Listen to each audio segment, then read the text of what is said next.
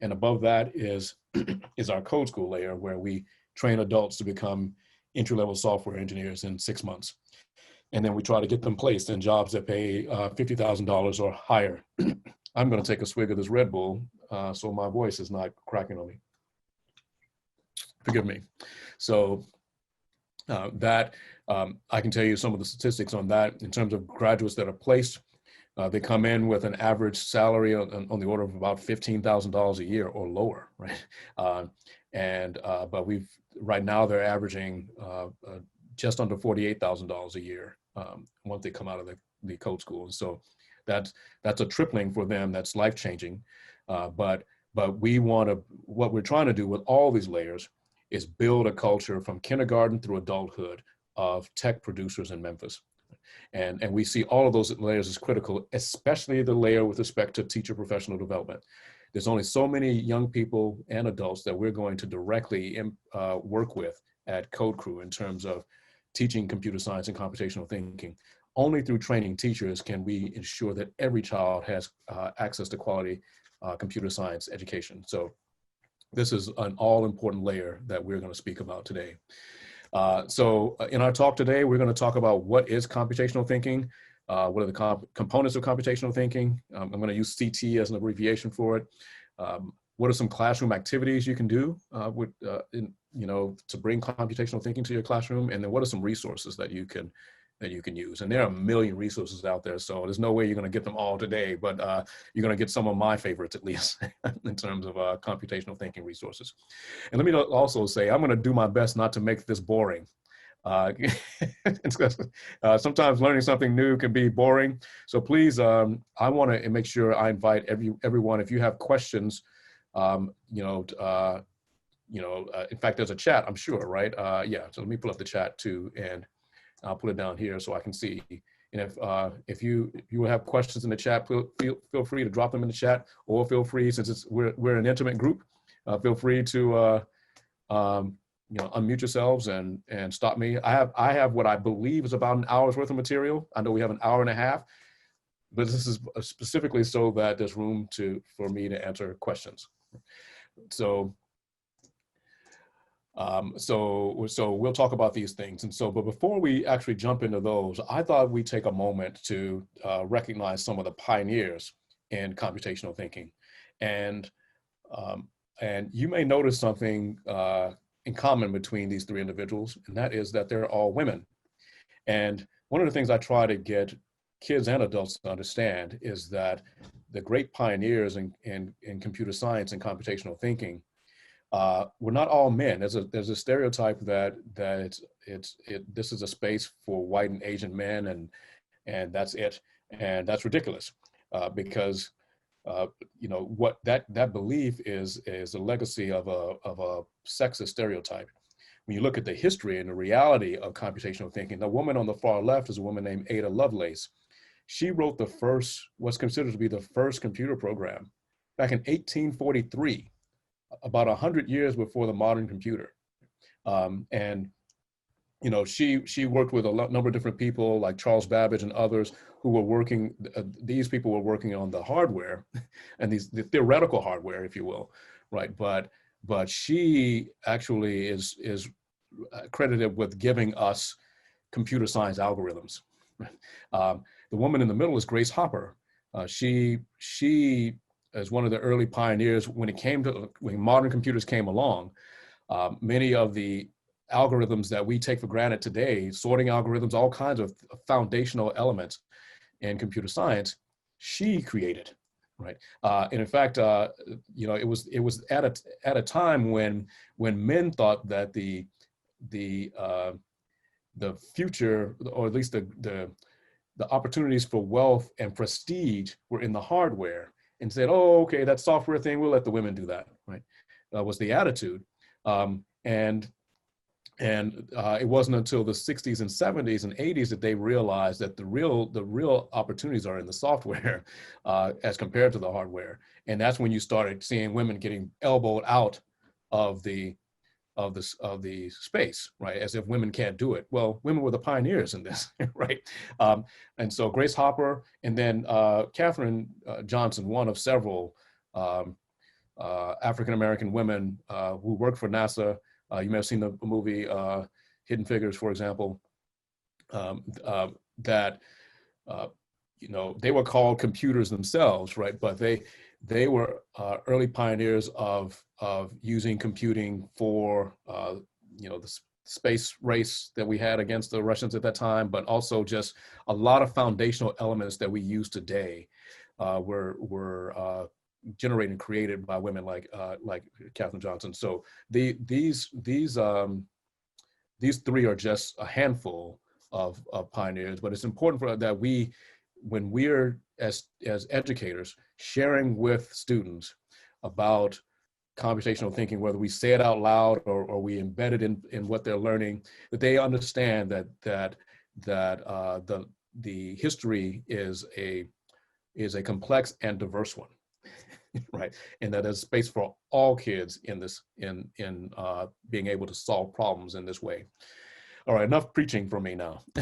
Right, so so what is computational thinking? Well, as I just mentioned, it is actually an approach to solving problems. It is how you think about approaching a problem, the thought processes that you use for expressing a problem and expressing those solutions, but doing it in a way that in practice a computer can execute. Now, that's not to say that you think computationally just for the sake of a computer, right? But the one of the outcomes of this approach to thinking is that you've got problems and you got solutions to problems that can be expressed in a way that computers can actually follow in terms of instructions. So that's it at a high level, but obviously you're here to learn a lot more than just a definition. So, excuse me. And so, so before we get into the details of computational thinking per se, naturally, many might ask the question, why? Why is computational thinking important, right? And it's important for a lot of reasons, right? I mean, you know, certainly the kids are growing up in a world today that's increasingly surrounded by technology, right? The amount of technology in their lives is definitely increasing, and they are not going to, well, they are going to benefit from understanding that world better by understanding how to think computationally. So they will certainly benefit from in that regard. And I've said before, just like we teach photosynthesis, we teach electricity. That's because we, you know, all of us as students learn those things in school. That's because we grew up in a world where those things were important. You know, 500 years ago, they weren't teaching electricity, right? So maybe they were teaching photosynthesis. I guess probably not. They were probably just teaching botany, right? As the world moves forward, these foundational people, young people need to know about the world around them, right? And that's one reason why computational thinking is important. But here's some other things, right? There are some important skills outcomes, and I've got a link here, and I'll be happy to share this slide deck after this event as well. But you know, in terms of outcomes, young people learn about all people learn confidence in dealing with complexity. They learn about persistence with difficult problems. They learn how to deal with open-ended problems. They learn how to think critically and approach problems in a certain way, and as well as be able to communicate those things. Many people seem to think that computational thinking is about thinking like a computer. It isn't. Many people think computational thinking is like thinking like a computer scientist. It isn't. Computational thinking is great because the elements of computational thinking are not limited to computing, that you can actually apply these things across subjects, which we're going to talk about as well. And then also, you know, for those who have the aptitude and the interest to pursue computing as a career, like I did, I love it. I say loved it, but I loved it and I love it. We as a nation need more producers. We need, you know, people are not uncomfortable with technology. You know, people are consumers of technology regularly, right? You know, and I say that, I mean virtually any socioeconomic level, right? You can go into the heart of any ghetto in America and you'll find mobile devices, you'll find gaming systems, right? My father's from Nigeria, and I can assure you in Nigeria, where it has some of the highest poverty in the world, mobile devices are everywhere. People are very comfortable with technology, right? If they have access to it. But not everyone has access to becoming a producer of it. And through that, we need to make that more pervasive, especially in this country. If we're going to compete nationally, here in Memphis, if we're going to compete nationally, for example, but if our country is going to remain competitive on a global scale, we've got to go deeper in our bench with respect to the access to how to think computationally, how to solve problems this way. And for those who have the aptitude and the interest in pursuing computing, let's make sure that highway is open to them, so that they can be contributors in this way to our national competitiveness. So let's talk about the components of computational thinking. And you look at computational thinking, I tend to think of four main components of it. In fact, I'll put it this way. You can ask 10 experts in computational thinking, what is computational thinking? What are the components of computational thinking? You might get 10 different answers. This is an answer that our friends at Google tend to promote. It is probably the most popular way to divide the elements of computational thinking. And it's certainly one that we prescribe to at Code Crew as well. And so this is what I'm sharing today. These four main areas, and there's a fifth one in parentheses, right? But so we're going to talk about decomposition, and what that is. We're going to talk about pattern recognition. We're going to talk about abstraction, and we're going to talk about algorithms. And we may talk a little bit about debugging. That is an important skill as well in terms of being able to find problems, find problems in existing algorithms or existing expressions of technology. But these top four are the main ones that we are to talk about. And all of them are necessary to be effective in computer science, to be effective as a software engineer, to be effective as a coder or a programmer, right? But they're foundational for all subjects, right? Because none of these things are limited to computer science. None of these things are limited to computing, right? You recognize patterns. That's what one of the reasons why humans have been as successful as they've been, right? In the great evolution of this planet. And so we're going to talk about each of these in more detail, starting with decomposition. And so what is decomposition? It is basically taking a larger problem and breaking it down into smaller pieces that you can digest, right? And therefore, in solving the smaller pieces, you're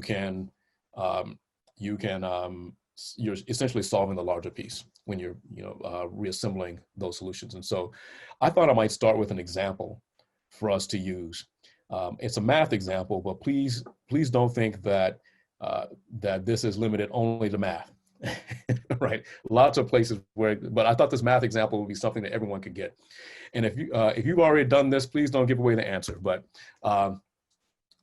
take this problem of finding the sum of all numbers from 1 to 200. Now, there are a lot of ways you can do that, and there are a couple of videos on that too. One of them's a little boring. One's got some kids actually doing this, that when the kids learn this skill, they're able to actually do this in 30 seconds in their head, right? Less than 30 seconds in their head of adding up the numbers from 1 to 200. And so, like I said, I'll be sharing this, so you'll have all these links, but that video is fun to watch. These, I think they're 3rd or 4th grade kids who know enough arithmetic, might be 4th or 5th grade, but they know enough addition, subtraction, multiplication, and division. They can do this problem quickly. And so there are lots of approaches to finding the sum of numbers from 1 to 200. You can say, okay, well, let me break it down. Let me do some decomposition by breaking it down into, I'll do 1 plus 2, and then I'll do 3 plus 4, and then 5 plus 6, then 7 plus 8. And you're going to spend quite a while doing that to get up to 200, right? Or you can say, well, I'm going to do, okay, 1 plus 2 is 3, and I'm going to add, then I'm going to add the 3, and so I'll have 6, and then I'm going to add the 4, and have 10, add 5, and have 15. You're going to spend some time doing that too, right? Those are fine approaches that will get you the answer, but those are, in computer science, we would call those brute force solutions, right? You're starting from the beginning and going all the way to the end, right? But there's another way you can approach this problem. Right? what if you actually recognize that you take the last one and the first one in the list and add them together, you get 201. And then you take the next to the last and and the second one and add those, right? And so it turns out you're getting 201 each time you do that. And so really the question then is, well, how many times do you do it? But decomposing the problem into something that evolves you towards the next step, which is recognizing the pattern of 201 showing up here, which is the next step, right? Identifying patterns and trends within a problem, right? And we immediately saw that if you approach that list of numbers that way, and see, you're seeing 201. Well, how many times you're gonna see that pairing? Well, you're taking the list of numbers and you're taking you're cutting it in half. So you're gonna have 100 pairs. Right? So I imagine now almost anyone, if they knew they had 201 100 times, could probably very quickly get the answer as to what all the numbers from 1 to 200 is, right?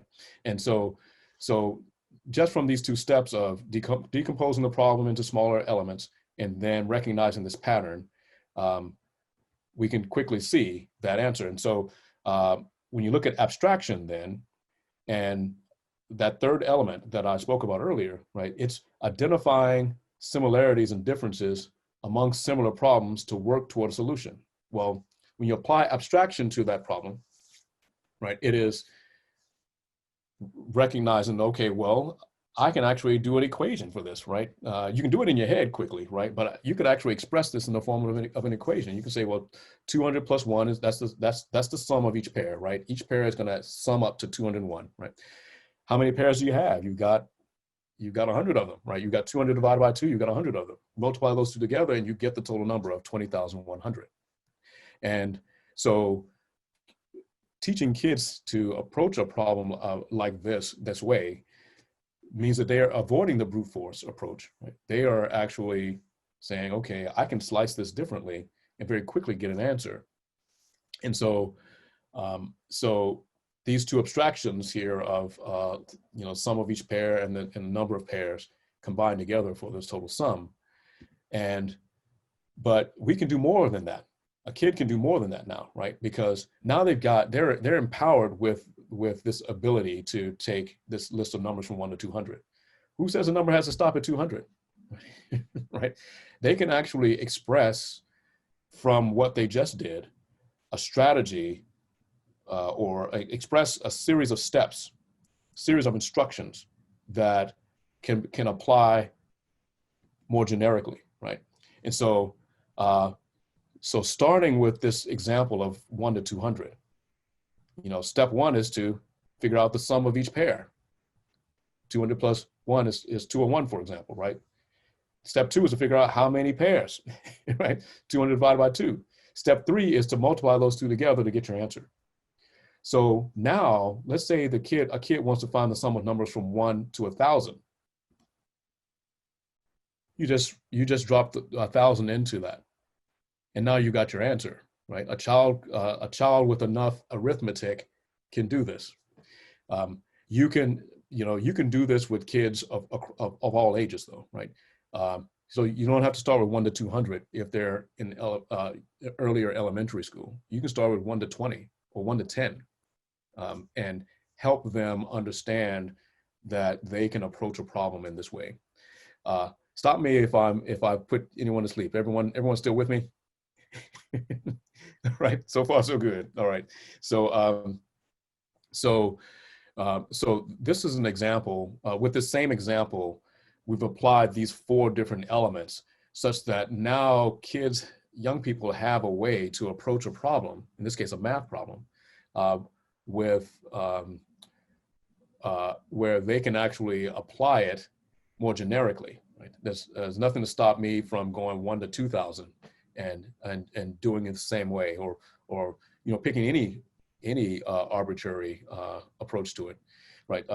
It doesn't even have to start with 1, right? I could start it with some other number as well. So let me go back through these again just to speak about decomposition. That is breaking a large problem down into smaller pieces.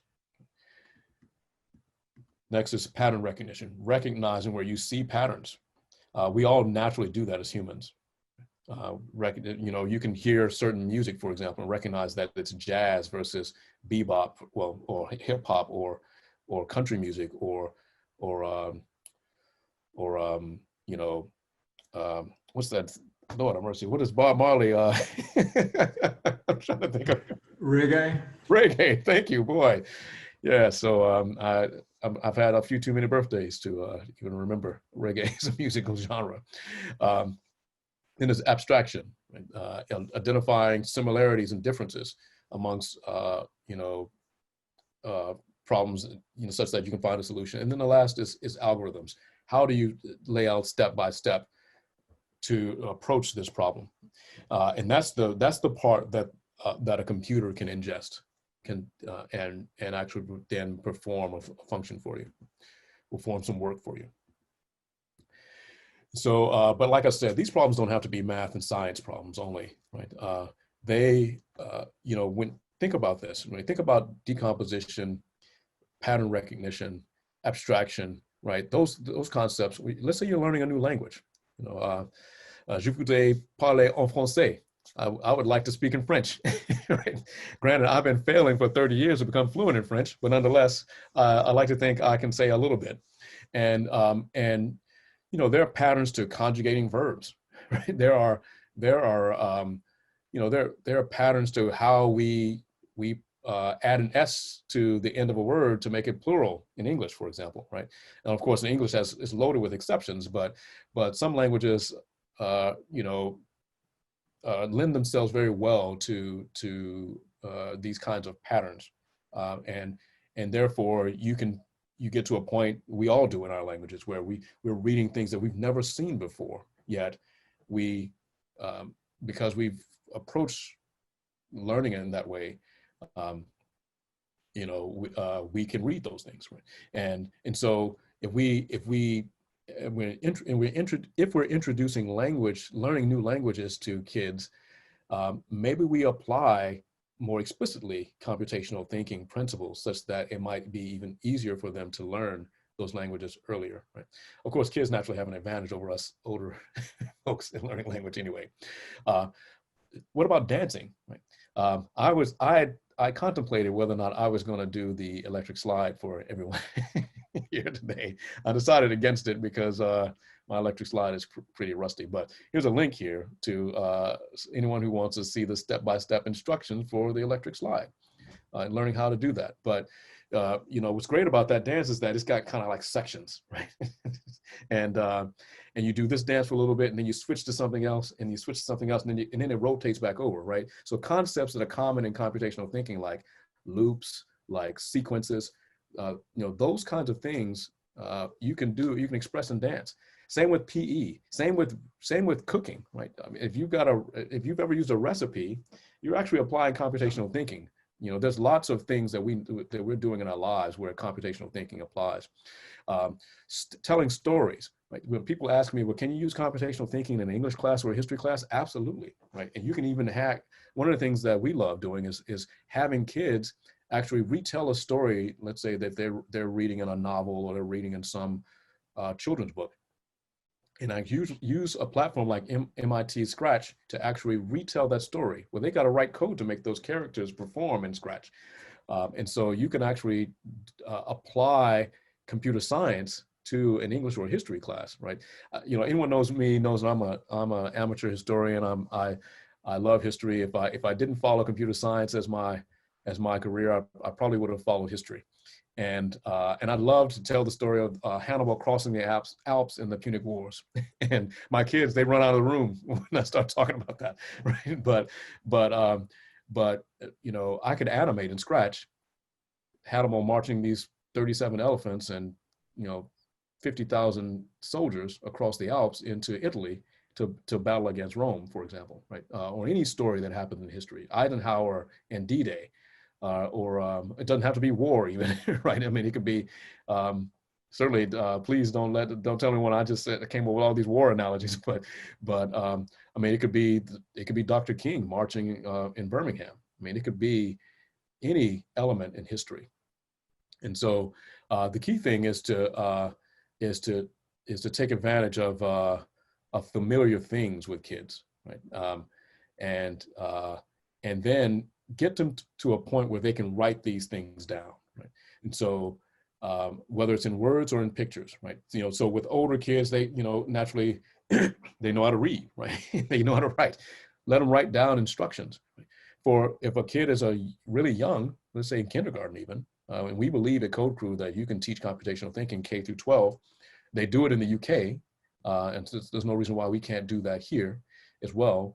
Um, Start them with pictures. They can draw something, right? Even if only they can tell what they've drawn, right? Let's do that where they understand how to write out steps of a story, write out steps of a process. Take things that they're familiar with, like I should have said take familiar things. That's a typo instead of make familiar things. Take things that they're familiar with, like a peanut butter and jelly sandwich. What are the steps for making a peanut butter and jelly sandwich? Can they write those down, or can they draw pictures to show that and give it to someone else that can follow those instructions and recreate a peanut butter and jelly sandwich? What about a paper airplane? Right? Can you give them? Can you have them build a paper airplane and then write down the instructions for someone else to build the same paper airplane, right? And see if if what comes out of that from that next person matches, which I'll say is it's an hilarious exercise with kids to do this, because the wounded ducks that show up from this exercise is a lot of fun to do with kids. And I say kids of all ages. We've done this with kids who are 7 or 8 years old. We've done this with kids who are 16 and 17. And the big difference is that when they're in high school, oh, they're so competitive about it. So, but they all enjoy these kinds of unplugged activities. And notice the things that we talked about, with the exception of Scratch here, they don't require a computer. You can learn computational thinking without a computer, is the general point. I hope everyone walks away from this today. And so I thought that I would invite us all to do one of my favorite tools, and one of the tools that we find that kids especially love, whether they're 7 or 17 or whatever, to do. And so for those who are here, if you've heard of Lightbot, great. If you've not and haven't downloaded yet, I want to invite you to take a minute to, whether if you've got a mobile device, to download it from Apple's App Store or Google's Play Store. It's called Lightbot Hour. It is a game that I'm going to explain in a moment, but it is a great tool for teaching computational thinking. And if you don't have a mobile device available, if you would follow this link here to bit.ly/Lightbot Hour, and bit.ly is case sensitive, so there has to be a capital L and a capital H there, and that'll take you to a browser-based view of it. And unfortunately, that browser-based view is dependent on Flash, and Google Chrome is going to be eliminating Flash this month, at the end of this month. And so that's going to kind of suck. So then you really only have the mobile device to do it. But I'm going to pull up this on the screen in a moment. But in fact, let me just at least paste into the chat the link for everyone for their convenience. I guess I'm gonna have to type it because I'm challenged here. Everyone would go there, and if you're using a desktop, let's make this clickable. Any questions so far?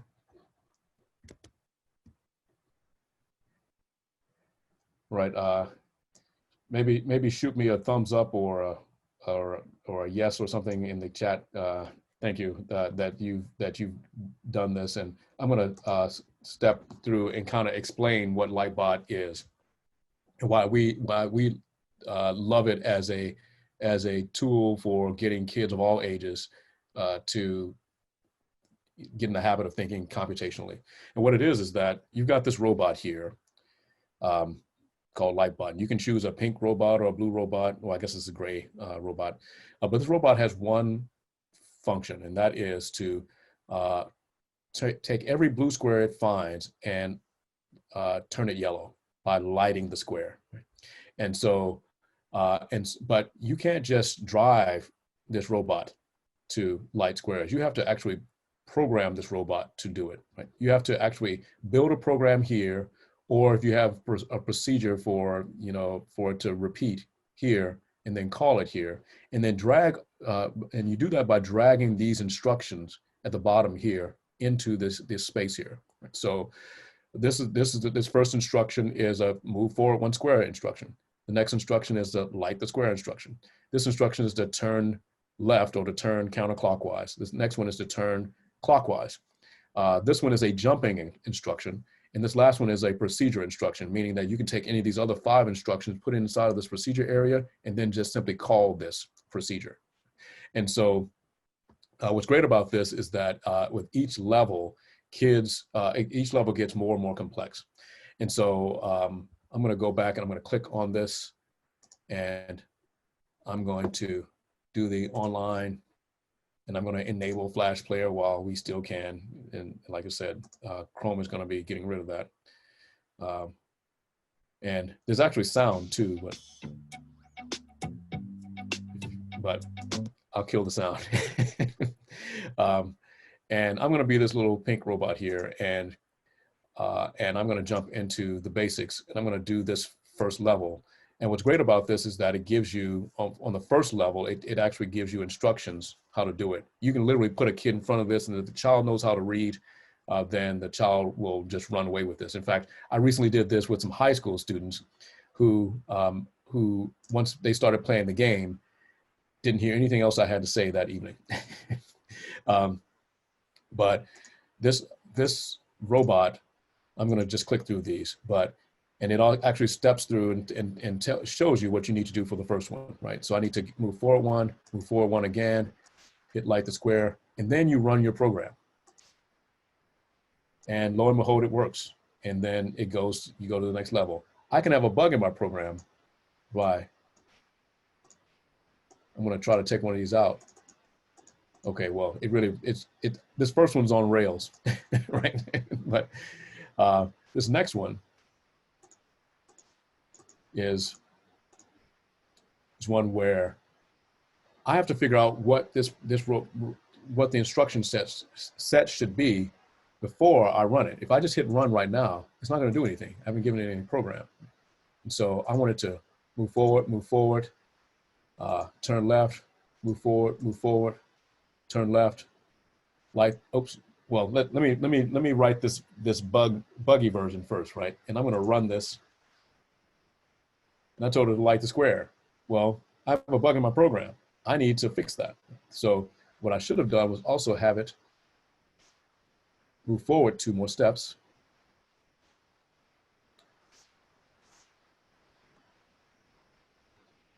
And now I've succeeded.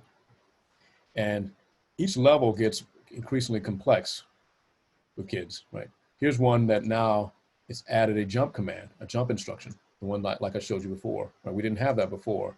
And so now I've got this new instruction. My instruction set has grown. And the next thing I do, I still have to get this robot to achieve that. And so the jump instruction actually moves it forward also. So I'm going to jump, turn, jump, turn, jump, and light the square. Let's see if this software engineer knows what he's doing. All right. Sometimes I do know what I'm doing. And so this is, again, something that we've seen to be very effective with kids in the classroom, and that I invite you to play around with and then introduce to your kids, again, at all ages. And like I said, it just gets more and more complex as you go. All right, so let me switch back to my slide deck here. Any questions so far?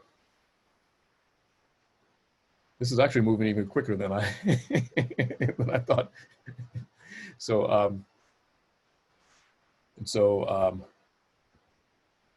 and so I wanted to share a number of resources also, right?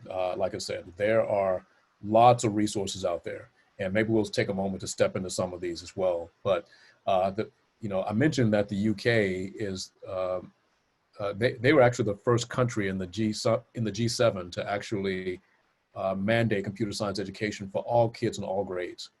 And so there's a great just kind of introductory explanation to this. This is where you see these spaces. These are actually underscores. I guess it's underlining my links here.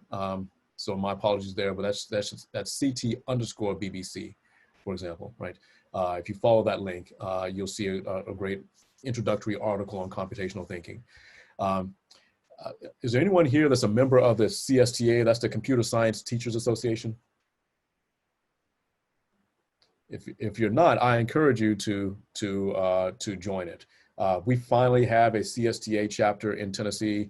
There's a statewide chapter, and I just got an email just a week or so ago from someone who's creating a West Tennessee chapter of the CSTA. And so I intend to be members of both of those when that West Tennessee chapter comes online as well. But this is a great organization for those who are teaching computer science, whether you are an explicit computer science teacher or whether you are actually integrating computer science into your lessons.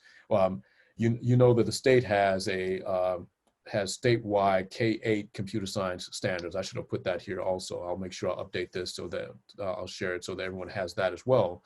And on the elementary school level, the expectation is that those computer science education standards are folded into the lessons, much along the ways like some of the things I shared with you earlier with computational thinking exercises, or taking things that they're common with, like airplanes and jelly sandwiches, and folding those things into curriculum. In middle school and high school, so it's much more explicit in terms of what the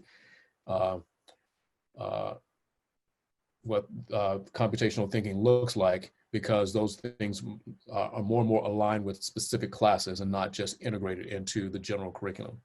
But the CSTA has lots of great resources that are there and just free. And being a member of the CSTA is totally free.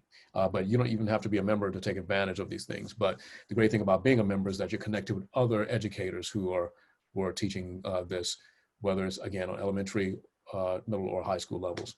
The ISTE, and ISTE stands for International Society for Technology and Education. Oops, sorry. And it also has a lot of great resources like the CSTA in terms of bringing computer science and teaching computer science and computational thinking in your classroom. Code.org, of course, is a great resource that has lots of age-appropriate offerings for actually doing some coding exercises with kids, but also just conceptual elements of how to integrate computational thinking into your classroom. K12cs.org also is another great resource. This link actually points to their explanation of computational thinking. Lightbot, I mentioned, is a great tool. Scratch is a great tool. And then CS Unplugged, and maybe I'll click through that, is a great tool as well, where you can find computer science without a computer, right? Because again, it's not about the computer. It is about solving problems in a way that, hey, a computer actually can execute, right? But in the world that these kids are growing up in is increasingly depending on technology. So there are activities that you can do at home. There are printables here for educators. Maybe let's click through some of these things, and you can teach kids about binary, for example, using binary flashcards. You can teach kids about things like modulo, which is a math operation that really isn't taught explicitly, but turns out kids know it, because what modulo is simply the remainder when you do a division problem, right? And so that actually is important, right? Because programmatically, the way that we as software engineers determine whether a number is even or odd is based on the remainder from a modulo, right? So if I take a number and I say 88 mod 2, then the remainder is either going to be 0 or 1, right? In this case, it's going to be 0. Anytime the remainder is 0, when I do a mod 2, that number is even. Anytime that remainder is 1, that number is odd. These are, common ways to programmatically, address common problems, right? Obviously, there are more complex problems in the world than just knowing whether or not a number is even or odd, right? But you can use a printable like this, corresponding with a related lesson on how to use a tool like this to teach the modulo concept to kids beyond just even and odd, right? There are great exercises on using things that kids unfortunately are not getting as much music as they should be getting in school, right? But kids will recognize a piano still, right? And so what kinds of lessons can you do with them with things like piano keys and so forth? So this is again great modulo lesson, but that's not the, that's just one of several that can be taught with this unplugged format. And again, it's from the perspective of educators, parents, and students themselves. And if you click through, you can also find the classic. This is like the revamp. What we're looking at right now is the revamped CS Unplugged website, but there's the old site too, where they've got a lot of activities from back in the day as well available. So lots of different tools that you can use for bringing computational thinking into your classroom with fun activities that you can do with kids of all ages. All right, so with that, are there any questions? What's my favorite color? Red. Is this program free? A great question, Katie. It is. Everything I've shown you here is free. So that's the beautiful thing about it. Everything I've shown you is free, and you can, all these resources are free. Lightbot is free. Scratch is yes, here's a link for Scratch. Scratch is a great environment for that storytelling I was describing before. Kids can code a cartoon, for example, but they're doing that with a block-based programming language that has characters. Let me see if I can grab this character like Jessica, and oops, I'm rusty on my Scratch though apparently. Okay, here's Jessica, right? And I can dress Jessica, right? But I can also associate instructions with Jessica. So when when Jessica is clicked, for example, Jessica should move forward 10 steps. And I can paint a whole background. I won't go through all of this, but I can do a whole backdrop about Jessica, right? Like is shown here. And kids quickly jump in here and do all kinds of stories, and all of that is totally free. You see, I didn't log in anything, though I can log into something. I can if I want to save my programs or save my stories, I certainly want to log in, right? But you're able to just jump in and start playing around with it without that. So great question. Scratch Junior for K-12, K2 kids. Thank you, Alistair. Indeed, Scratch Junior is even more friendly for those who are ages 5 to 7. Indeed, great platform to use, and it's also available completely for free. So, what program do you best recommend for middle school kids? So, middle school kids do like Scratch. I do think it's a great platform for teaching computational thinking. Scratch, we've seen effective right up until ages 13 or so, 14. So maybe off to about age 14, and kids are very effective with it. And so I'm a big fan of Scratch.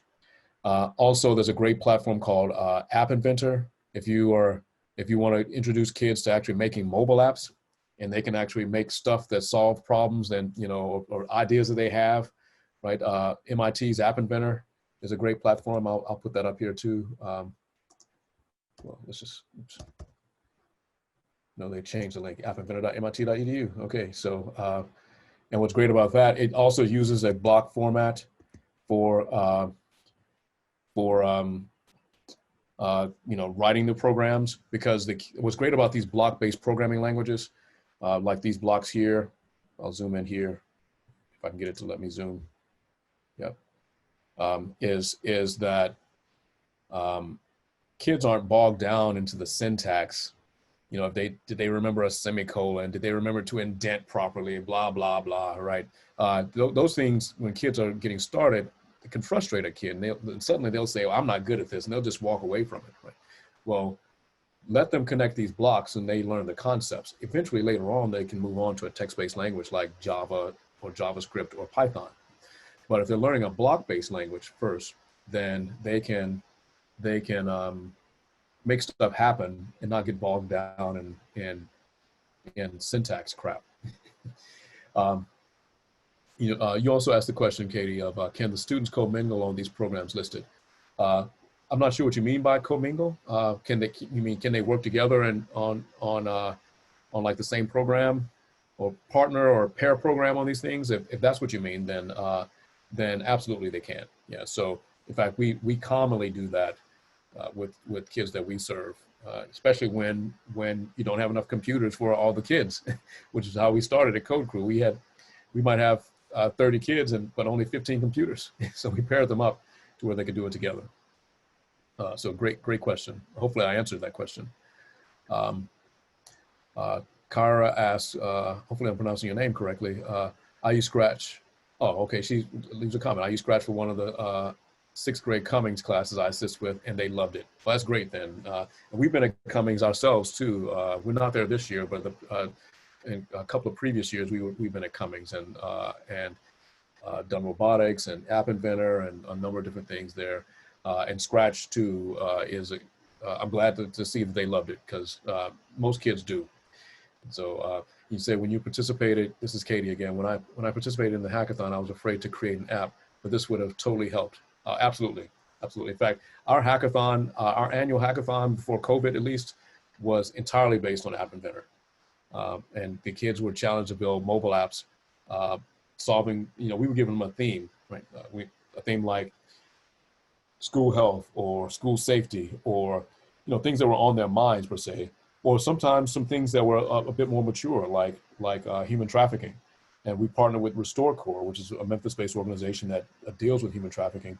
And they introduced the concept in an age-appropriate way to kids. And then we put them on App Inventor and challenged them to build apps to help address human trafficking. One of the interesting apps that came from that was a kid who had a tablet app that let's say a person is being trafficked, and they're trying to find resources on how they might escape.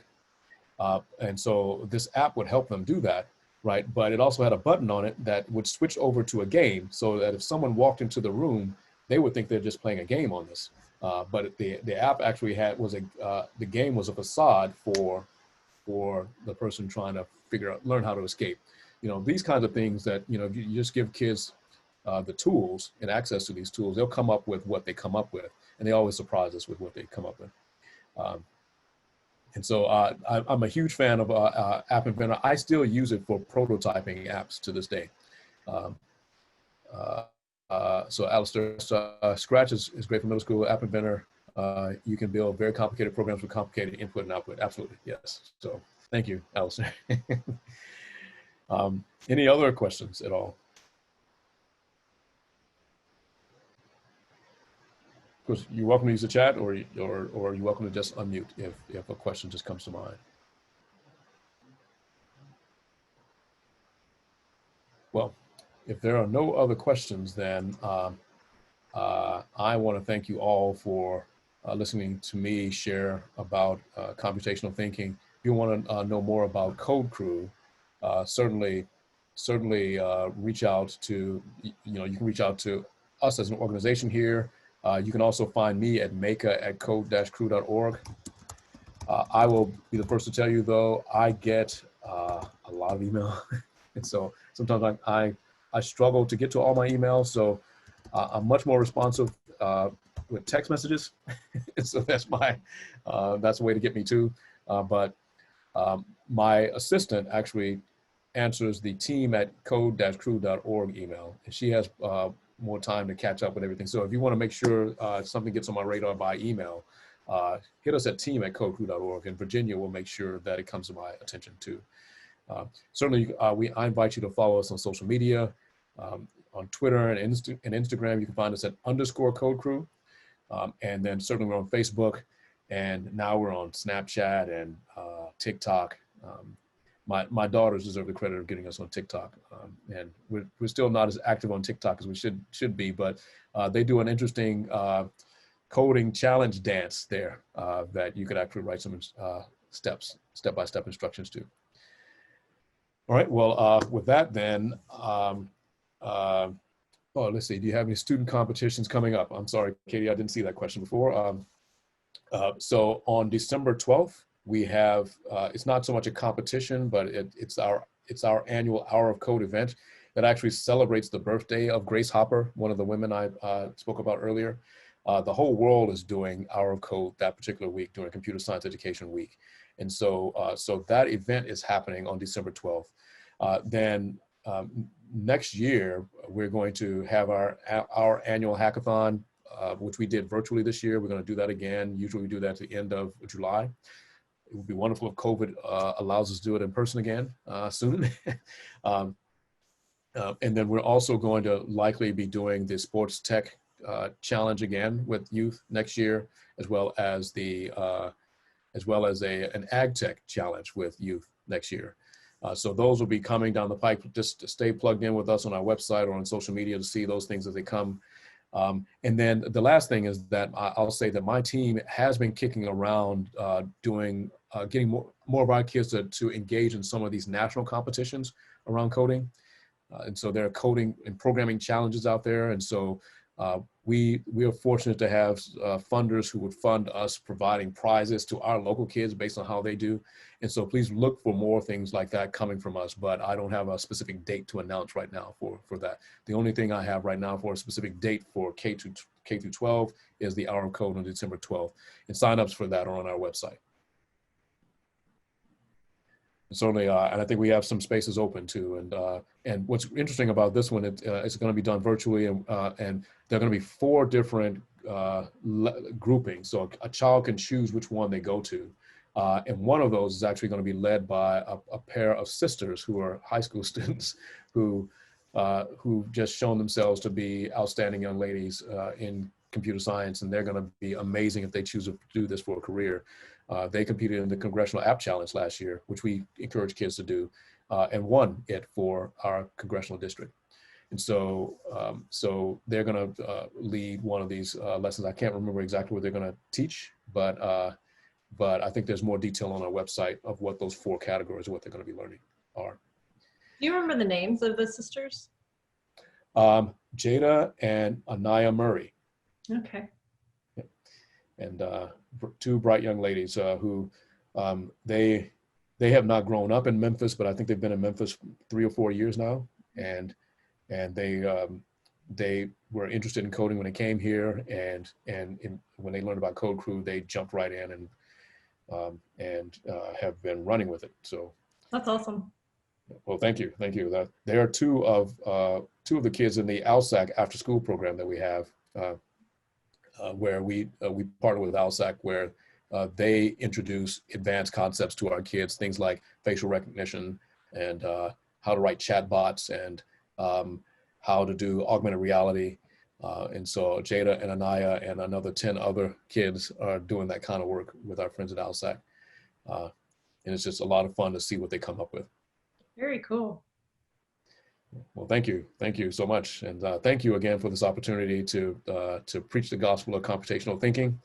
And I'll share the slide deck with you, Stephanie, and so that you can share it with anyone who would like to have a copy of it. All right. Well, thank you again. We really appreciated this. And this was our last after school STEM workshop for the year. We'll start back up in January. But I'm glad to see so many familiar names and faces on here. Hope you enjoyed the session today. I know I certainly did.